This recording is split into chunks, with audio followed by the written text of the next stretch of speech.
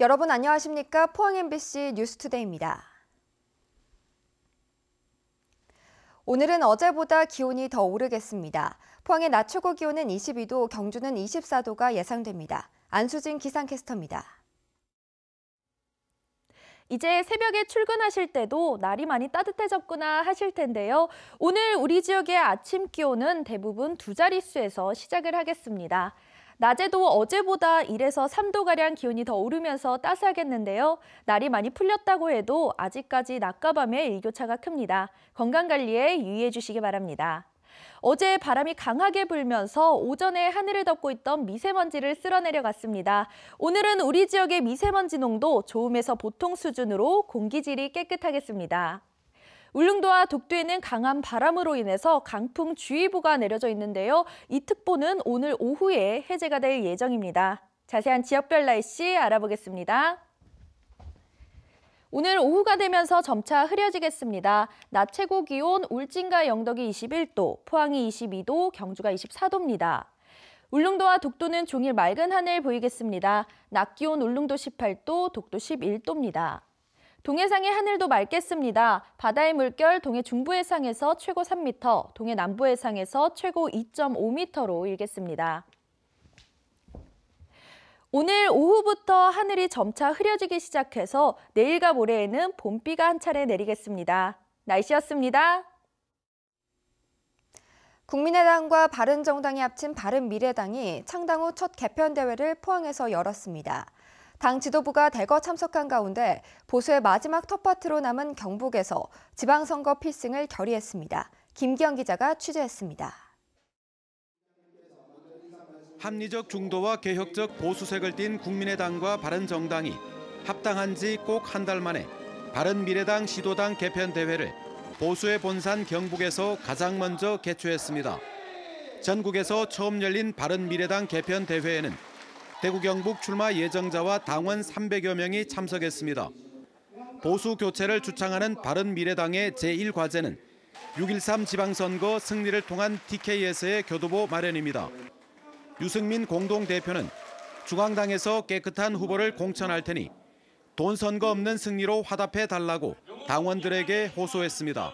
오늘부터 신발끈 단단히 매시고 주민들이 보기에 저 3번 바른미래당 후보는 정말 다르다. 하태경 최고위원은 축사에서 지지율이 조금 낮다고 당적을 다시 옮긴 정치인을 이번 6.13 지방선거에서 반드시 이기고 보수의 자존심을 지켜야 한다고 피력했습니다. 우리 당은 희망이 있습니다. 미래가 있습니다. 왕벌 2마리가 우리 당에 존재합니다. 누굽니까? 유승민, 안철수가 있습니다. 본격적인 지방선거 체제에 돌입한 바른미래당. 전국 시도당 개편 대회를 통해 지지율을 견인할지 시험대에 올랐습니다. MBC 뉴스 김기영입니다. 이번 경북교육감 선거는 사상 처음 보역구도가 형성되면서 어느 때보다 관심이 높죠. 특히 단일 후보를 낸 진보 진영에 맞서 보수 진영이 후보 단일화에 일부 성과를 내면서 선거전이 초반부터 달아오르고 있습니다. 홍서중 기자입니다. 임종식, 권전탁 두 교육감 예비 후보가 임종식 후보로 단일화하는 데 합의했습니다. 도교육청 정책국장 출신으로 경력과 배경이 비슷한 양측은 지난주 여론조사를 거쳐 권전탁 후보가 물러나기로 했다고 밝혔습니다. 이제 보수 진영 후보가 4명으로 좁혀진 상황. 임종식 후보는 2단계 추가 단일화에 강한 의지를 나타냈습니다. 뜻을 같이 하고 또 정책을 공유할 수 있는 사람은 항상 단일화할 그런 용의를 가지고 있습니다. 보수 후보들은 임종식 후보가 단일화 주도권을 쥐게 되는 상황을 극도로 경계했습니다. 안상섭 후보는 앞서 두 후보의 단일화가 보수 전체의 단일화로 호도되어선 안 된다면서 퇴직 관료 출신 간의 인지도 높이기용 단일화에 불과했다고 평가절하했습니다.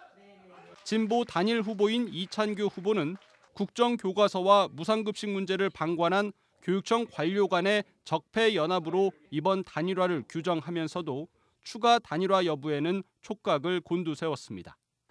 도교육감 선거가 사상 첫 보혁 구도로 치러지는 만큼 보수 진영 후보가 최종적으로 몇 명까지 압축되는지가 선거 결과를 크게 좌우할 것으로 예상됩니다. MBC 뉴스 홍석준입니다. 포항시가 미국의 철강 규제 조치로 지역 기업들이 어려움을 겪을 것으로 예상되자 다양한 지원책을 마련합니다. 이를 위해 시청 투자기업지원과에 철강 제품 수출 상황실을 설치해 운영합니다. 철강 제품 수출 상황실은 앞으로 진행되는 철강 분야 국제무역 관계, 상황 관리와 정부 부처에 산재한 수출 지원 업무 연계 소개를 담당합니다. 또 긴급 경영 안정자금 특별 융자가 가능하도록 시중은행과 협의하고 3%대 이자를 포항시가 부담하기로 했습니다. 2,300여 세대가 들어서는 포항 창포동의 아파트 대단지가 본격적인 입주를 시작했는데요. 하지만 이사 날짜를 정하는 첫날부터 건설사의 안내 전화가 먹통이 되는 등 입주 예정자들이 큰 혼란을 겪었습니다. 박상환 기자가 보도합니다. 아파트 현장 사무실로 길게 늘어선 줄. 입주 예정자들이 이사 날짜를 정하기 위해 아침부터 현장으로 달려온 겁니다. 전화로만 받기로 했는데 갑자기 줄 서서 받는다고 해가지고 카페 같은 데 보고 뛰어나왔거든요. 건설사 공고문에는 입주민 편의를 위해 전화로 접수가 가능하다고 했지만 입주민들이 몇 시간째 전화를 걸어도 연결되지 않았습니다. 죄송합니다. 모든 상담원이 전화를 받고 있습니다. 잠시 후 다시 이용해 주시기 바랍니다. 급한 마음에 직접 현장으로 온 입주 예정자들은 간신히 이사 날짜를 정할 수 있었습니다. 일단 현장 온 사람들 우선으로 줄 서서 접수 진행하고 내일 전화 다시 개통해서 내일 전화 접수 다시 받는다고. 하지만 서울이나 부산, 대구 등 다른 지역에서 이사를 올 예정이거나 맞벌이 가정으로 현장에 올 수 없는 입주 예정자들은 전화가 아닌 현장 접수에 불만이 가득합니다. 작업복 입고 오신 분들도 계시고 그나마 올 수 있는 여건이 되신 분들은 괜찮은데 여건이 안 되신 분들은 자꾸 밀어나니까. 이에 대해 건설사 측은 한꺼번에 많은 사람들이 전화를 걸어와 시스템이 과부하로 연결되지 않았다며 복구 중이라고 밝혔습니다. 3월 전국의 주요 아파트 입주 물량 중 가장 많은 물량인 포항 창포지구. 건설사의 안일한 대처에 새 보금자리를 꾸리려는 입주 예정자들이 큰 불편을 겪고 있습니다. MBC 뉴스 박상환입니다. 삼성 라이온즈가 올해 포항 야구장에서 두 팀과 6경기를 치릅니다. 삼성은 오는 5월 SK와 7월에는 롯데와 주중 3연전 경기를 포항에서 갖기로 했습니다. 프로야구 포항 경기는 야구장 개장 이후 9경기를 치르다 2016년 대구 삼성 라이온즈 파크를 개장하면서 6경기로 줄었습니다. 정부 개헌안 초안이 나왔습니다. 국민헌법자문특별위원회가 마련한 개헌안에는 헌정사상 처음으로 지방분권을 명시하는 내용이 포함됐습니다. 기대가 커서 그런 걸까요? 지방분권 운동단체들은 알맹이가 부족하다며 실망감을 나타냈습니다. 보도에 신병철 기자입니다.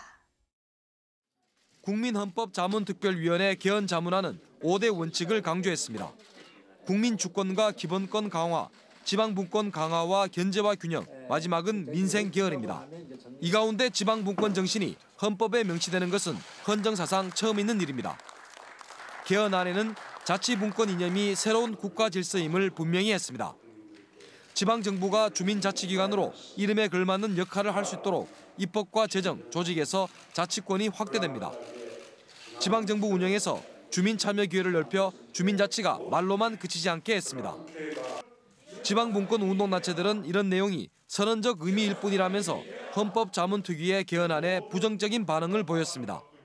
연방제 수준이 아니라 기본적으로 우리가 지방분권을 요구한 내용에 상당 부분 너무 미약하고 약하게 규정이 되어 있습니다. 제1야당인 한국당이 분권형 개헌을 요구하는 마당에 청와대가 개헌안을 발의하면 정치권에서는 개헌안 내용은 그냥 두고 개헌 공방만 이어갈 가능성도 있습니다. 국민헌법자문특별위원회의 개헌 자문안에 대해 정치권의 의견이 찬반으로 나뉘고 지방분권을 요구해왔던 시민사회단체들도 부정적인 반응을 보이면서 정부의 개헌안이 어떻게 결정될지에 관심이 쏠리고 있습니다. MBC 뉴스 신병철입니다. 한국수력원자력은 성희롱 성폭력 가해자에 대해 원스트라이크 아웃 제도를 시행하고 특별 신고 기간을 운영합니다. 한수원은 미투 운동 확산과 성희롱 근절을 위해 고의나 중과실이 있는 성희롱과 성폭력 가해자에 대해서는 즉시 퇴출하기 위해 징계 기준을 대폭 강화했습니다. 또 한수원은 오는 6월까지를 성희롱 성폭력 특별 신고 기간으로 정해 가해자를 중징계하고 형사 고발하기로 했습니다. 가난 등으로 기회를 놓친 60, 70대들에게 배움의 기회를 주는 곳, 바로 야학인데요. 경주의 한 야간 중고등학교가 낮에 일하고 밤에 공부하려는 주경야동 늦가기 학생들에게 40년 넘게 꿈을 심어주고 있습니다. 보도에 김철승 기자입니다. 경주 어릉 인근에서 농사와 축산업을 하는 박윤희 할머니는 요즘 공부하는 즐거움에 푹 빠져 있습니다. 처음에는 영어 단어 하나도 쉽지 않았으나 이제는 쉽게 읽고 해석도 가능합니다. 가정 형편으로 중단한 공부를 60대 후반에 중학교 2학년부터 시작해 고등학교 3학년 과정까지 마쳤습니다. 주 5일 저녁 7시부터 밤 10시까지 낮에는 일하고 밤에 공부하는 것이 쉽지만은 않았지만 고교 졸업장과 함께 개근상과 모범상을 받았습니다. 영어나 수학 같은 거 문제를 한 문제 풀어가니까 그거 참 선생님한테 학교가 배워가 집에 와가 좀 복습할 때 그 문제가 이래 살살살 풀리니까 너무 진짜 재미가 있고요. 박 할머니처럼 주경 야독으로 이 야간 중학교와 고등학교를 졸업한 학생은 각각 8명씩 거의가 60, 70대 할머니들입니다. 다른 사람들에게 피해를 주지 않을까 하는 의구심과 두려움을 갖고 시작한 학생이 이 자리에 이들의 배움 뒤에는 전현직 교사와 전문가 등으로 구성된 자원봉사 선생님들의 헌신도 큰 몫을 했습니다. 81년도부터 영어를 가르치고 있는데 오히려 저는 여기서 더 많은 것을 배우고 더 겸손해지는 그런 좋은 계기가 되고 있습니다. 경주 한림 야간 중고등학교가 처음 후원자들의 도움으로 야학을 시작한 것은 1973년. 지금까지 중학생 510여 명, 고등학생 370여 명을 배출했습니다. 가정형편상 진학을 못한 학생들한테 제2의 인생, 더 밝은 인생을 제공했다는 데 대해서 의의가 있습니다. 경로당에서 출발해 33년간 청년회의소 지하에 둥지를 틀었던 이 학교는 이제는 자치단체의 지원 속에 올해부터 옛 경주 여중으로 옮겨 새 출발을 합니다. MBC 뉴스 김철승입니다. 지난 1월 중 경북 동해안 지역의 실물 경제는 제조업 생산과 수출을 중심으로 완만한 회복세를 이어간 것으로 한국은행 포함본부는 분석했습니다. 1월 중 총 수출액은 10억 9천만 달러로 15개월 연속 전년 동월에 비해 증가했고 포스코 조강 생산량은 0.3%, 포항 철강 산단의 생산액은 19.6%, 경주 지역 자동차 부품 수출은 4.1% 증가했습니다. 그러나 경주 보문단지 숙박객 수와 포항운하 크루즈 탑승객 수는 각각 2.6%와 27.2% 감소하는 등 지진과 한파의 영향으로 관광 서비스업은 부진했습니다. 또 1월 유통업체 판매액도 설 연휴가 끼었던 지난해에 비해 18.2% 줄었고 수산물 생산량도 오징어 어획 부진 등으로 43.2% 감소했습니다. 미투 운동이 유난히 우리 지역에서는 조용한 것을 잘된 일이라 해야 할까요? 아니면 답답하다고 봐야 할까요? 대구 경북의 여성 단체들은 보수적인 지역 분위기와 관련이 있다고 보고 있는데요. 미투 운동의 익명성을 보탠 붉은 편지 쓰기 운동이 지역에서 퍼져가기 시작했습니다. 박재영 기자입니다. 대구 경북에서 미투 운동이 저조하지만 그건 성폭력 같은 문제가 지역에서 없어서 그런 것은 아니라고 여성 단체는 보고 있습니다. 지역 대학가 SNS 익명 게시판에 성범죄 폭로가 잇따르고 있는 것도 바로 그 때문입니다. 성폭력을 당했다는 글도 아주 구체적입니다. 다만 신분 노출을 꺼리는 겁니다. 그냥 이런 건 충분히 많죠, 주변에. 많은데 의식을 잘 못하고 있었을 뿐이죠. 피해가 공개될 경우 주변 관계가 힘들어지고 지지를 얻기가 어려울 수도 있습니다. 그런 거를 이제 당해도 사실 같은 여자한테도 좀 말하기 힘들고 참고 넘어가면 이제 괜찮을 거라고 생각을 했기 때문에. 그래서 나온 대안은 익명의 미투 운동이라고도 볼 수 있는 붉은 편지 운동. 온라인과 오프라인에서 붉은색의 종이에 피해자와 목격자, 지지자들의 이야기를 공개해 익명성을 보장합니다. 피해 당사자가 아니더라도 목격자가 편지를 쓸 수가 있습니다. 단순히 이거 미투 운동하면 큰일 나겠네 정도가 아니라 왜 그렇게 하면 안 되는지, 왜 성추행이나 성희롱 피해가 피해 경험자에게 굉장히 심각한 문제인지 함께 숙고하는 과정이 좀 필요하고요. 자기를 꼭 드러내지 않더라도 미투 운동의 정신을 이어가는 좋은 보완책으로 붉은 편지 쓰기 운동이 주목을 받고 있습니다.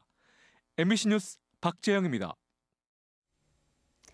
포스코 중소기업 컨소시엄 사무국은 다음 달 6일까지 포스코 외주 파트너사에 취업을 희망하는 교육생 40명을 모집합니다. 모집 분야는 기계 부문이고 지원 자격은 35세 이하 고졸 이상 병역필 또는 면제자, 기계 부문 기능사 이상 자격증 소지자로 서류 심사를 거쳐 선발합니다. 취업 희망자로 선발되면 다음 달 18일부터 2달간 직업의식 함양과 기계, 전기 용접, 천장 크레인 등 실무 교육을 받은 뒤 외주사 면접 기회가 제공되고 교육 기간 중에 무료 숙식과 매월 40만 원의 훈련 수당이 지급됩니다. 경상북도는 올해부터 자리를 옮겨 다니며 공기질을 측정하고 분석할 수 있는 대기 환경 측정치를 운영합니다. 경상북도는 최근 35인승 버스에 대기 악취 기상 자료 12가지를 측정하고 분석할 수 있는 장비를 달아 대기 환경 측정차로 개조했습니다. 경북도는 대기 환경 측정차를 주로 대기 측정망이 없는 곳과 악취 수질 오염 등 환경 민원이 있는 지역에 보내 오염도를 측정할 계획입니다. 영덕군이 지속적인 관광객 유치를 위해 군 차원에서 지역 맛집 육성에 적극 나서기로 했습니다. 우선 올 하반기에 공정한 평가를 통해 지역별 맛집을 선정하고 선정업소에 대해서는 전문 컨설팅 업체와 함께 경쟁력 강화를 위한 맞춤형 교육을 실시할 계획입니다. 또한 식당 형편에 따라 화장실 개보수 비용 등 시설 개선 비용도 지원할 계획입니다.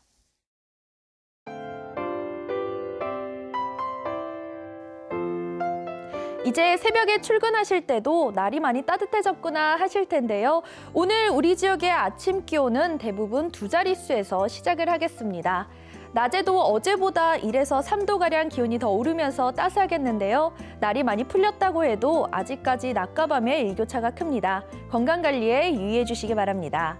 어제 바람이 강하게 불면서 오전에 하늘을 덮고 있던 미세먼지를 쓸어내려갔습니다. 오늘은 우리 지역의 미세먼지 농도 좋음에서 보통 수준으로 공기질이 깨끗하겠습니다. 울릉도와 독도에는 강한 바람으로 인해서 강풍주의보가 내려져 있는데요. 이 특보는 오늘 오후에 해제가 될 예정입니다. 자세한 지역별 날씨 알아보겠습니다. 오늘 오후가 되면서 점차 흐려지겠습니다. 낮 최고 기온 울진과 영덕이 21도, 포항이 22도, 경주가 24도입니다. 울릉도와 독도는 종일 맑은 하늘 보이겠습니다. 낮 기온 울릉도 18도, 독도 11도입니다. 동해상의 하늘도 맑겠습니다. 바다의 물결 동해 중부해상에서 최고 3m, 동해 남부해상에서 최고 2.5m로 일겠습니다. 오늘 오후부터 하늘이 점차 흐려지기 시작해서 내일과 모레에는 봄비가 한 차례 내리겠습니다. 날씨였습니다. 네, 이상으로 포항 MBC 뉴스투데이를 마칩니다. 여러분 고맙습니다.